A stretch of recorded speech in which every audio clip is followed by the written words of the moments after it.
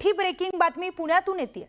पुण्यातील मंगेशकर रुग्णालयातील तनिषा भिसे मृत्यू प्रकरणाचा तिसरा अहवाल लवकरच सचिवांकडे सादर झाल्यानंतर आता तिन्ही अहवालांचा एक अंतिम अहवाल सचिव तयार करणार आहेत।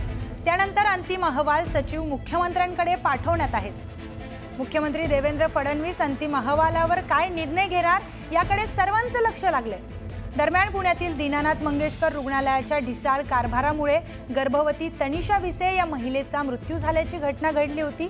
या घटनेच्या रुग्णालयाच्या प्रशासनावर चौफेर बाजूने टीका केली जाते। या प्रकरणी पुणे महापालिकेचा माता मृत्यू अन्वेषण समितीचा अहवालही सादर करण्यात आलाय। त्यामुळे सरकारने तातडीने कारवाई करावी अशी मागणी राज्य महिला आयोगाने केली आहे। आपले प्रतिनिधी तुषार रुपणवर आपल्या सोबत जोडले गेलेले आहेत।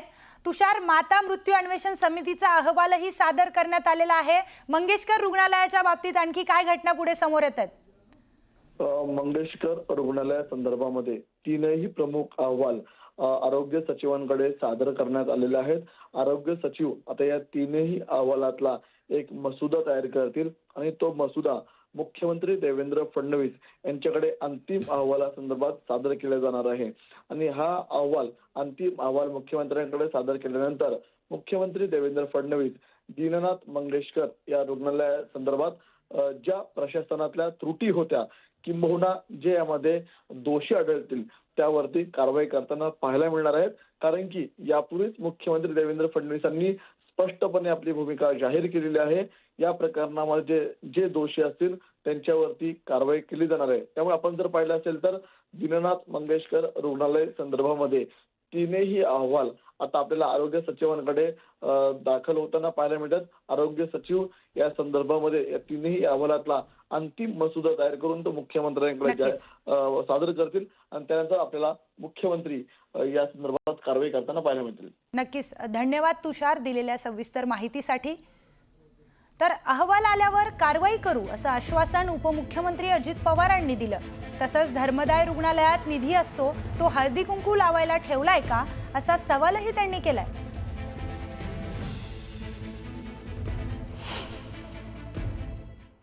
तर तिसरा अहवाल येऊ द्या की बाबा एवढे जर पैसे असले तर ते पैसे काय हळदी कुंकू पुजायला ठेवले ते जनतेच्या करता आहेत ना। आता त्याच्यामध्ये असंही ठरलेलं आहे म्हणजे चर्चा झालेली आहे की हे जे काही हॉस्पिटल आहेत त्याच्यामध्ये जे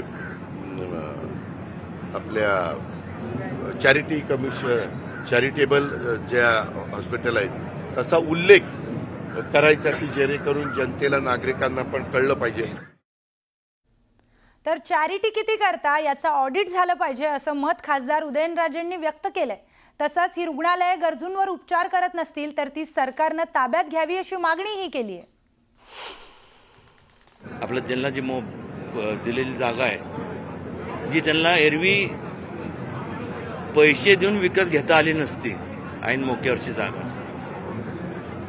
तर त्यांनी जे गरजू लोक आहेत त्यांना फ्रीमध्ये त्यांचं मेडिकल ट्रीटमेंट करावी असं कोणी करत नाही। याचं ऑडिट झालं पाहिजे आणि जे ज्यांनी केलं नाही त्यांच्यावर कडक कारवाई केली पाहिजे म्हणण्यापेक्षा मला वाटतं ते सरकारने परत ते हॉस्पिटल ताब्यात घ्यावं आणि चांगले जे NGOज आहे किंवा हे असं त्याला चाललं।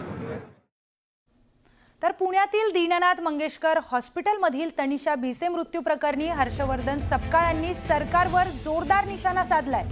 2 समितींच्या अहवालानंतर सुद्धा सरकार कारवाई करत नाही, त्यामुळे मुख्यमंत्री कुठेतरी पाठीशी घालण्याचा प्रयत्न करतायत असा आरोप सपकाळांनी केलाय।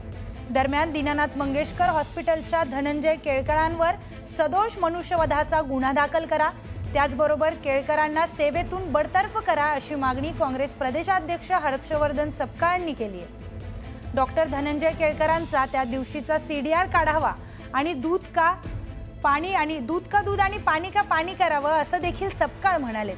भिसे कुटुंबियांची भेट घेतल्यानंतर ते बोलत होते।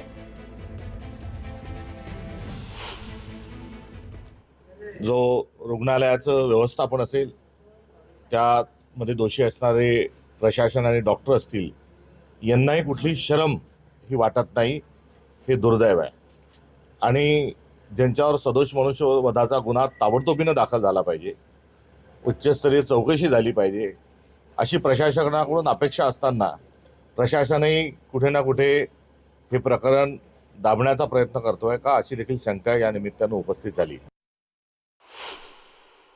जोपर्यंत सदोष मनुष्यवधाचा गुन्हा दाखल होत नाही आणि या सगळ्यांच्या मागे मंगेशकर रुग्णालयातील डॉक्टर केळकर हे या सगळ्या घटनेच्या मागे कुठेतरी आहेत, त्यांनी याची थेटपणाने जबाबदारी घेतली पाहिजे.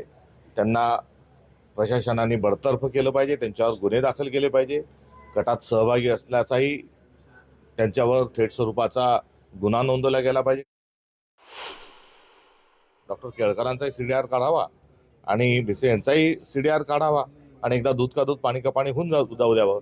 मात्र मुख्यमंत्री जे आहेत हे थेट या प्रकरणाला कुठेतरी रफादफा करण्याच्या प्रयत्नात आहेत का, अशी शंका देखील आज त्यांचा प्रदीर्घ सगळा घटनाक्रम आणि त्यांच्या भावना जाणून घेत असताना ही एक अपेक्षा, हे एक प्रश्न हा निर्माण झाला.